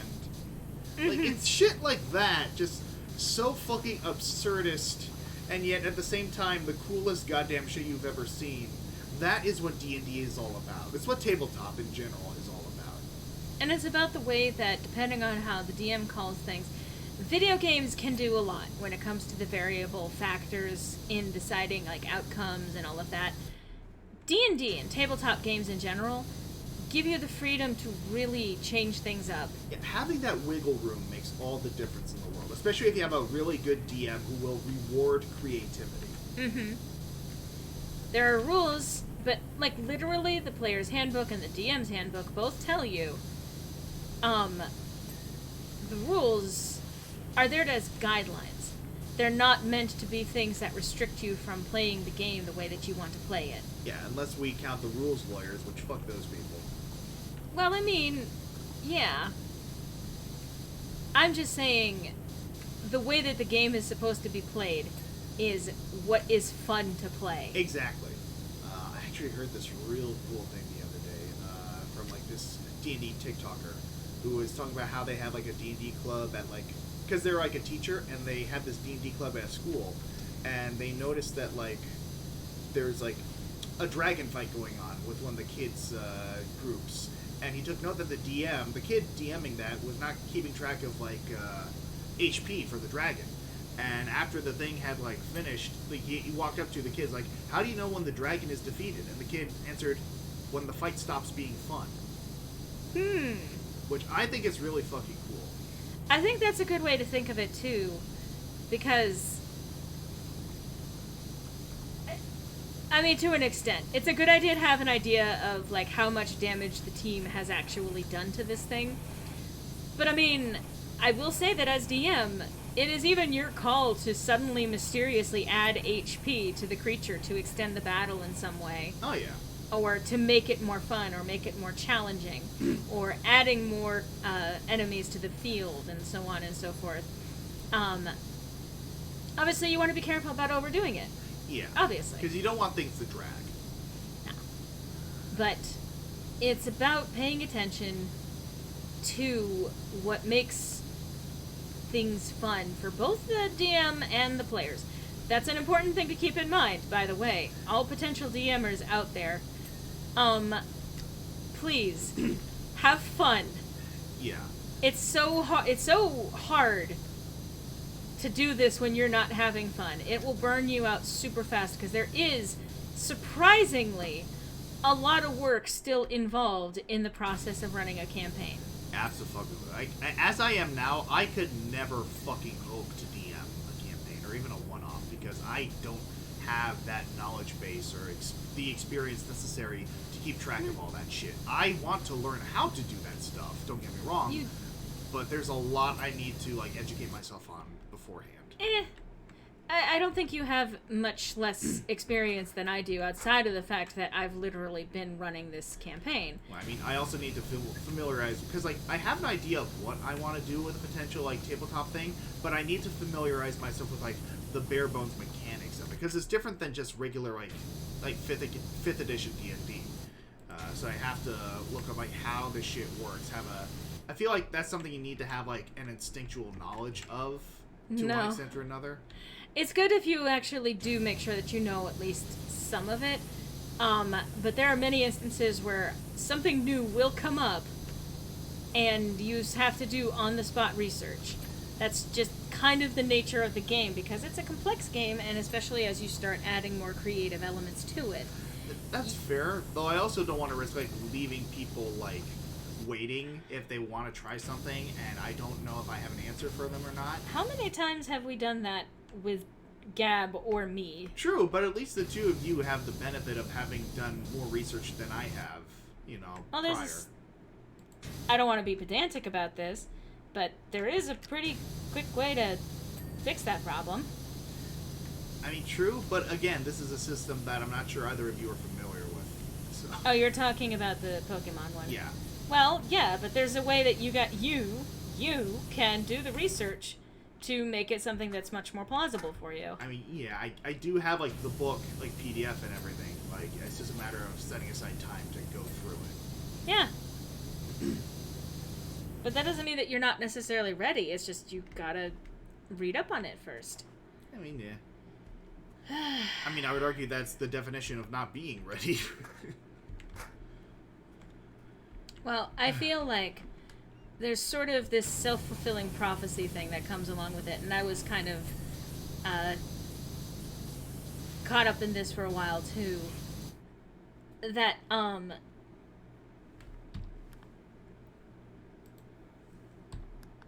somehow you have to already be good at it before you do it. That's literally impossible. The only way to get good at DMing is to do it. And you want to start with something small like one-shots. Yeah. Familiarize yourself with the basic system and how dice rolling tabletop games work. Okay, I want to do a thing. Oh, okay. Okay, Oogle. Yeah. Yeah.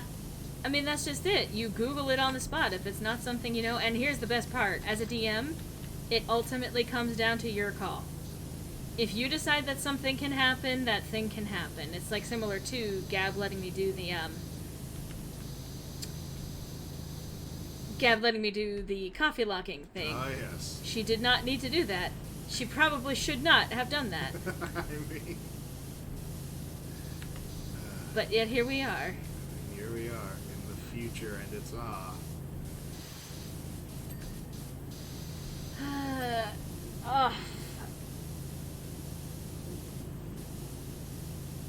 Okay, Motorbike Chan.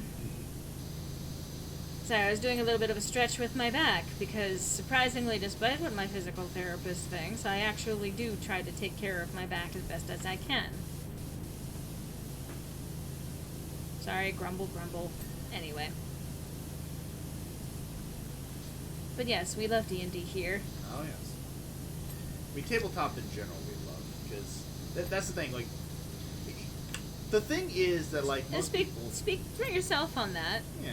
Like, I don't like the majority of tabletop games, actually. That's fair.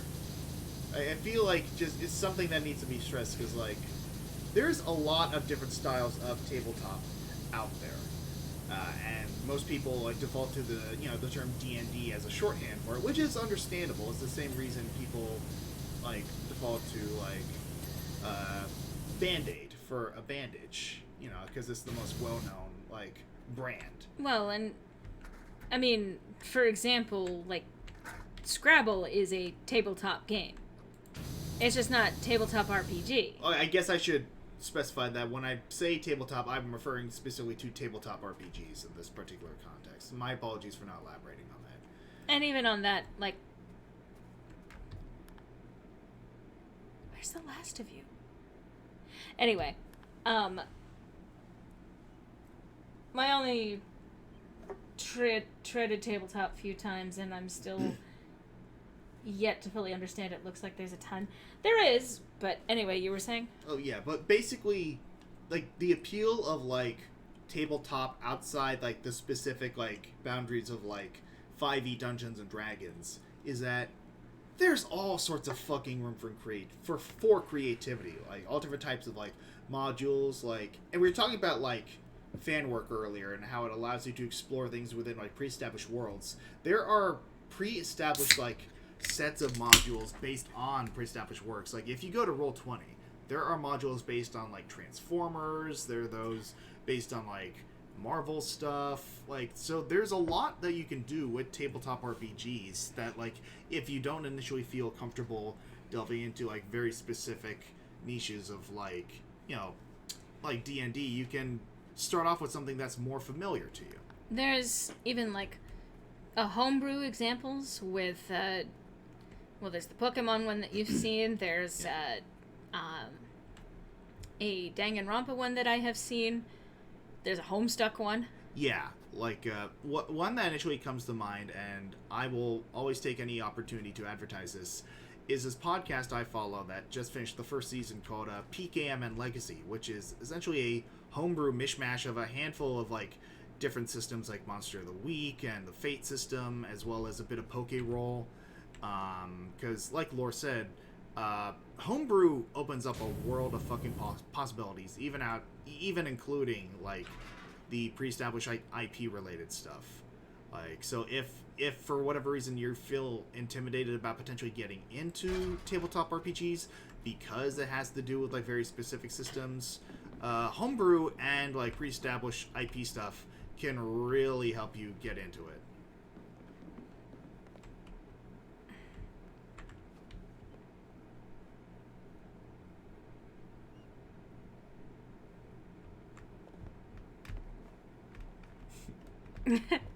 Look.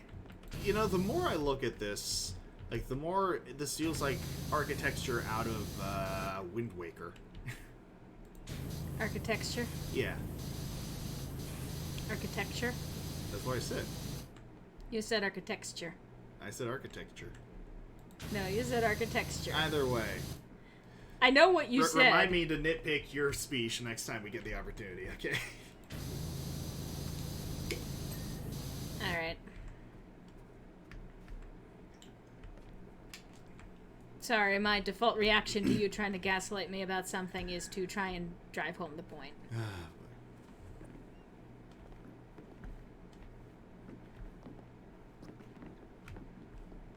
I am very tall up in the world. What's that gremlin noise? Yes.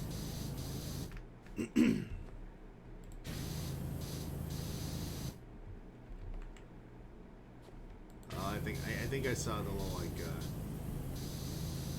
because I think, yeah, it's like there, the little hooks there. Okay. But there's also... There we go.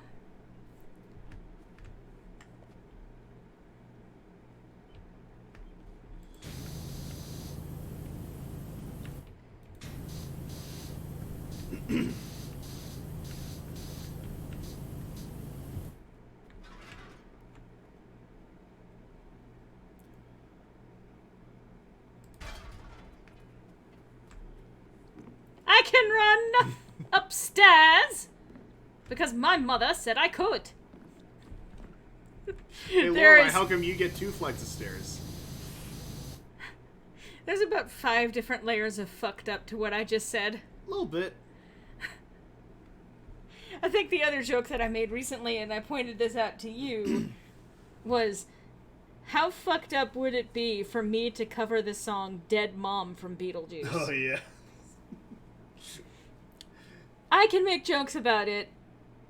I'm generally not going to encourage making jokes about my mom, but It was just the irony of, there would be some dark irony in covering that song. I do want to at some point. See, again, I keep thinking you're referring to the fact that you keep getting typecast as a mom. Yeah, but instead, as it turns out, it's actually because my mom is dead. Thanks for joining us. Yep.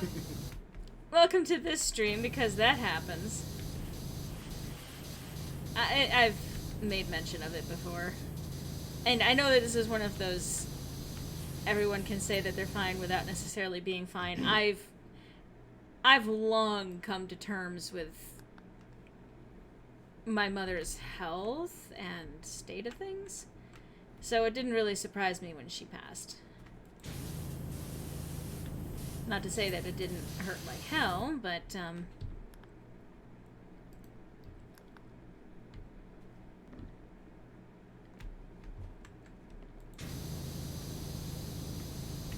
there is more to that thought. I just got distracted by gameplay. Yeah.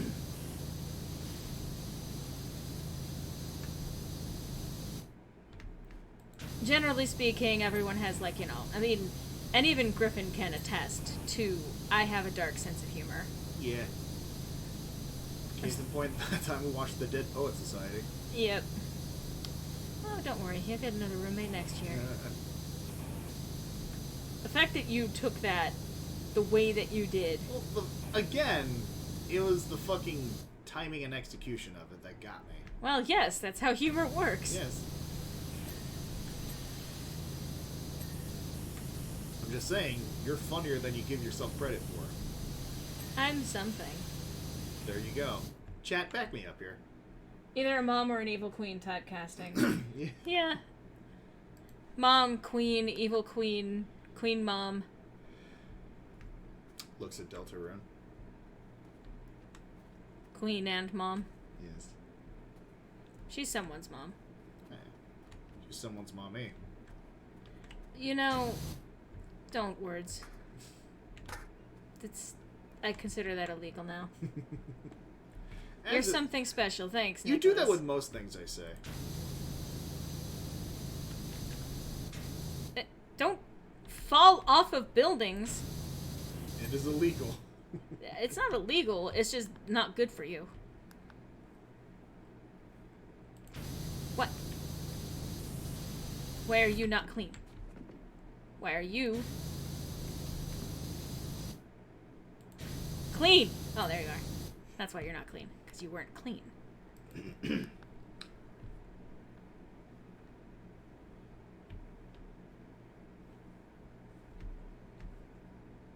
Again, thank fuck fall damage isn't a thing in this. Yeah.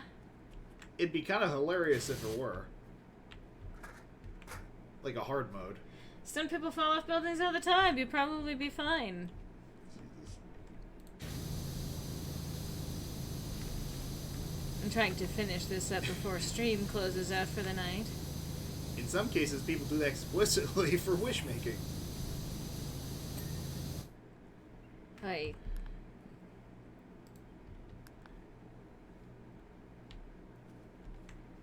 Which roof ridge? Whose fault is it? Living on the edge. Didn't take you for an Aerosmith fan. I'm really not. Living on the edge. See, I know it more for the Weird Al parody, Living in the Fridge. There's something weird in the fridge today. It's green and growing hair. Food I can't recognize. Which wall is it? I'm getting mad at a temple. I mean, as you should. No. What? No, I put you here. You fucking bitch. You bitch of a temple. Ah. That's why. And where's another wall?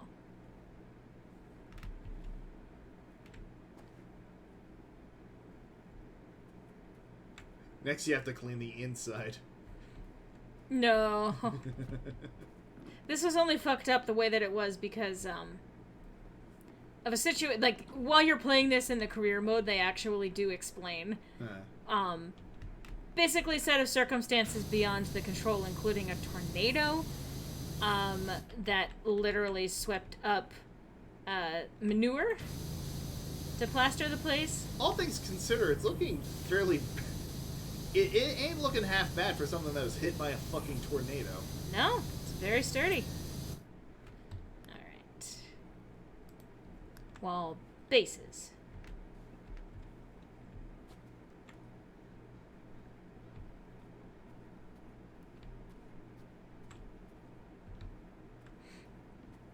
Sorry, I'm concentrating. This is important. Of course. This means something. This is important.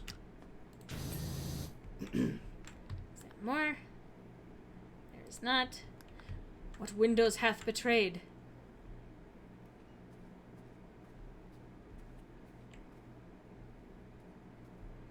As I circle the building, we go round and round. Ah, there it is. Yep.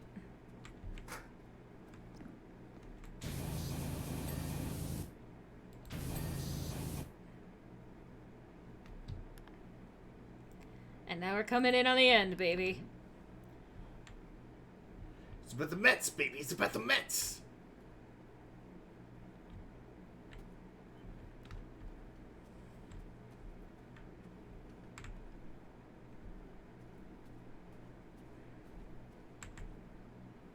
Yeah, it's up there.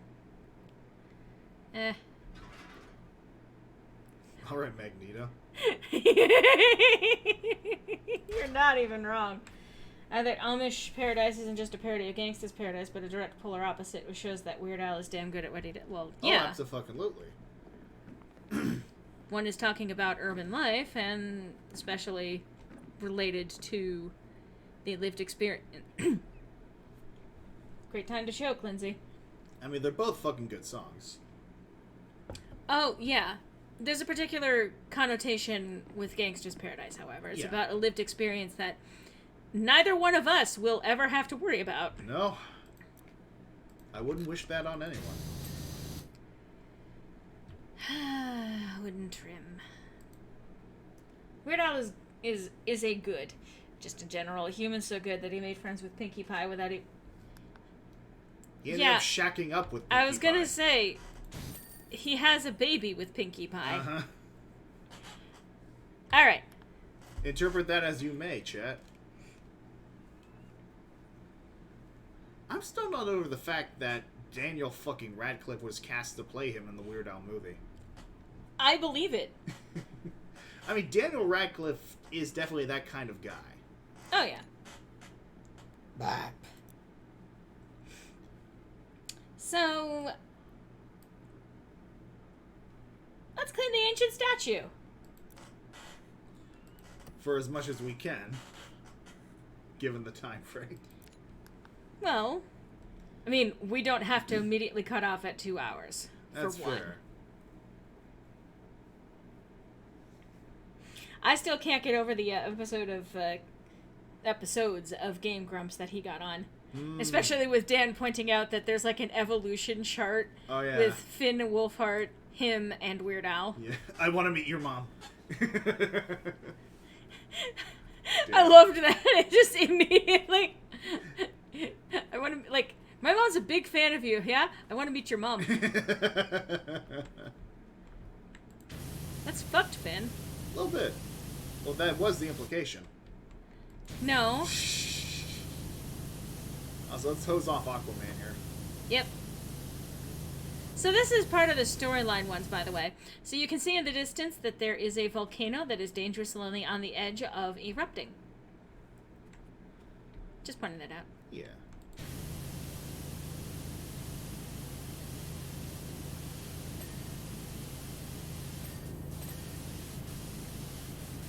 Lots of little things getting cleaned.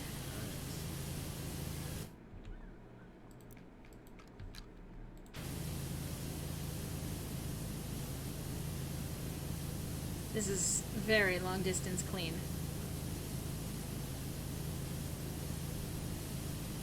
It's hard to see at this distance how big this thing is.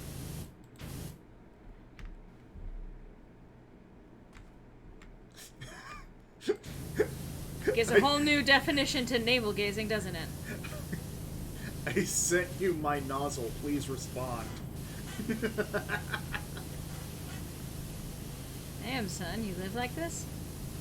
Damn, son, where'd you find that?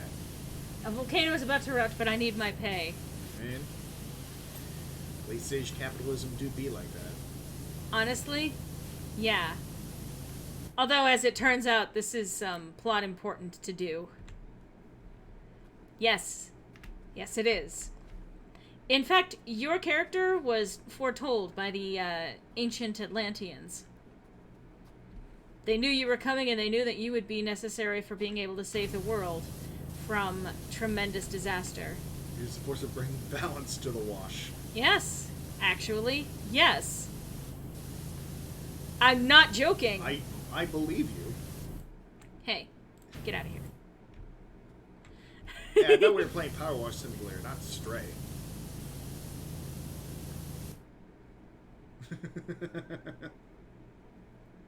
Like, legit. Like, that's a mechanic of the game. As a cat knocking shit over. Well, yes. You can't make a game about cats and not let them knock things over. You really can't. I don't think I could come to work today. I could literally smell the fumes from here. Yeah. Yeah. No, it builds character, though. In capitalism. Yeah.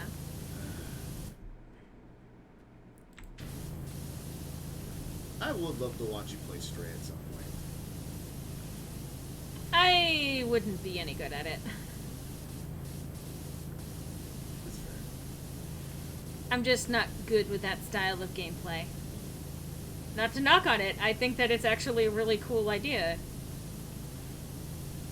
I'm just not finger savvy enough to be able to pull it off. I get you. And that's just it. Everyone's got like games they like prefer, or you know they feel like they're more adept at. Like for me, I can't fucking stand games where you have to micromanage the shit out of everything. Same. It's why I never really got into Animal Crossing or The Sims.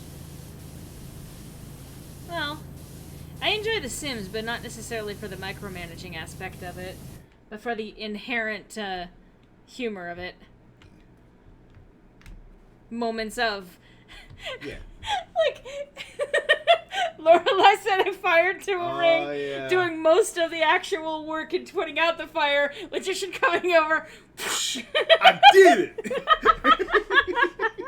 That was fun. I mean, here's the thing.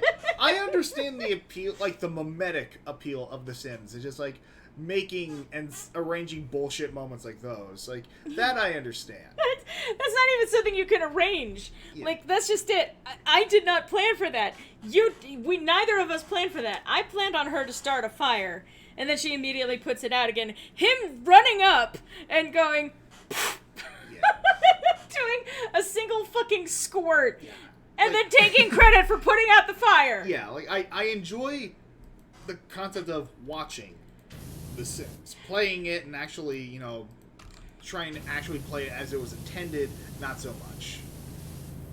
There's no real way to intend to play The Sims, to be quite honest. I mean... Part of the appeal is the versatility of it. That's fair.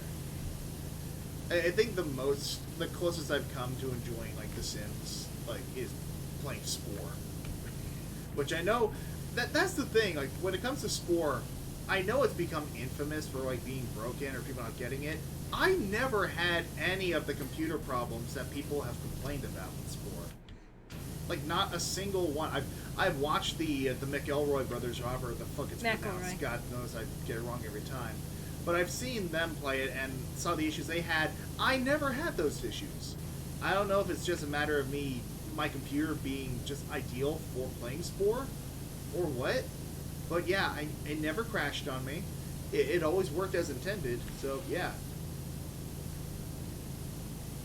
The Sims is fun when it's chaotic, or if you choose to be evil, like, say, delete the toilet.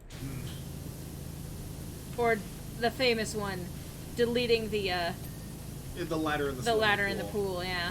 Yeah, or better still, the fuck ton of mods people have come up with for The Sims. Oh yeah, I actually downloaded a good chunk of them, mostly cosmetic stuff, character creation stuff. yes, Sims is definitely one of those things where, like, I wouldn't ever see myself playing it vanilla. I mean, most of what I've played around you has been vanilla Sims. Yeah, I get you. And I've enjoyed watching it. Yeah. There's a lot of creativity that you can do with it. Even just the base game, and never mind being able to download, like, unique lots and unique items. I got some Homestuck shirts. That doesn't surprise me in the least. I also got some Mass Effect shirts and some Pokemon shirts. That surprises me even less.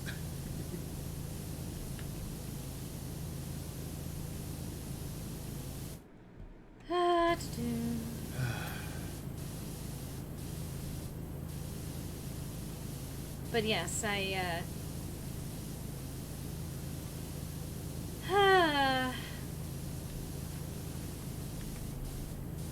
am hoping to go back to streaming more often during the week. There is a chance, actually, now that Griffin might be able to join for some of them. Yeah.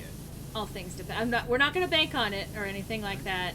It was given the nature of his job and all of that, but I know for a fact my job is going to start getting a little, or my schedule rather, is going to be getting a little busier this coming week, but... But I would like to stream for a number of reasons, including continuing work on my sprites for a project that I keep talking about and have yet to actualize. Well, okay, I am actualizing it, it's just very slowly and a lot of behind-the-scenes stuff. Yeah. I actually just this week, I counted, have produced 79 sprites. Yeah. That's within this week, and a good chunk of them, like, just within the last couple of days, even. I'm excited to bring that about. Normally, I would go through the whole rigmarole towards the end of the stream of talking about various ways to support me. I don't want to sound like I'm disinterested in that. I always feel uncomfortable and awkward, which is why it ends up getting as long and drawn out as it is. So here's just a quick shout out. If you like what I'm doing, feel free to check it out. Check out my Patreon. Even just $1 gets you early access to shit and so on and so forth. And you'll, depending on the tier, you get bonus materials. If you don't want to do that, you can always go to ko-fi.com. It's on the screen right now, for example, /mlorelei.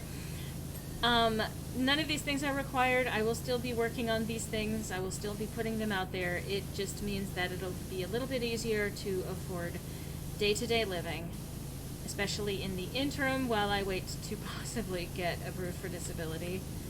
I sincerely doubt, well, I guess we'll see whether or not I'll get approved for that, but in the meantime, being able to afford things like medication, food, and pet care stuff is nice, and that's only possible because of people being so kind and generous as to actually contribute through these options. So, been through all of that. I just wanted to keep working while going through all of that stuff. This video is going to be going up, the VOD is going to be going up on the Lorelei channel. If you were not able to be here for the entirety of it, or if you came late, or if you just want to rewatch it, if you do that, that helps me, because I'm trying to prevent that channel from being demonetized, because it's a pain in the ass to try and get it put back up again. Excuse me.